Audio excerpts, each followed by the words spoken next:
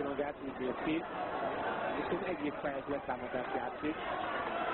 Nagyon jól felkészült. Már lóg a nyelve azért. Kicsit zavarban van szerintem szegény. Igen, most már be van kerít, már nem tudja, hogy merre menjen. Talán valakinek meg kéne fogni. Egy kölyök kutyáról van szó. Igen, de úgy látom, hogy senki nem vállalkozik a futásról.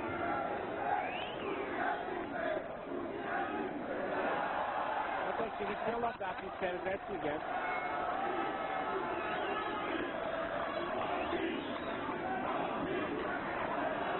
Hát nem tudom, mikor folytatódik a mérkőzés, de lassan a biztonsági szolgálat jó pár emberére szükség van, meg újabb labdát érkeznek.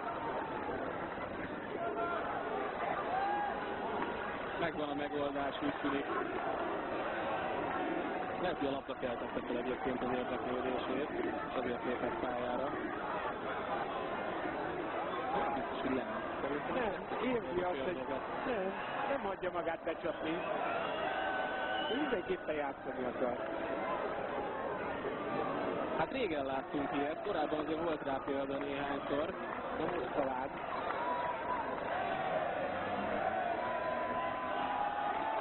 És sikerült. Nem, visszajött. Rájött, mondom. Rájött, hogy ki akarják csalni.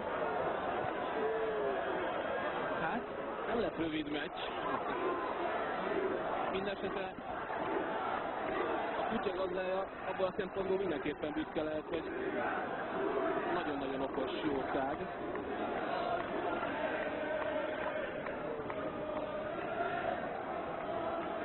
Most már nem érdekli a labda sem. Rájött, mondom súlyosnél. Mondanám, hogy a félidő felénél járunk, de hát azt hiszem, hogy a hosszabbítást is beleszámítva, ez már korán sem olyan biztos. A játékosok egy része közben elindul a kispad felé, legalább néhány taktikai tanácsot meghallgathatnak.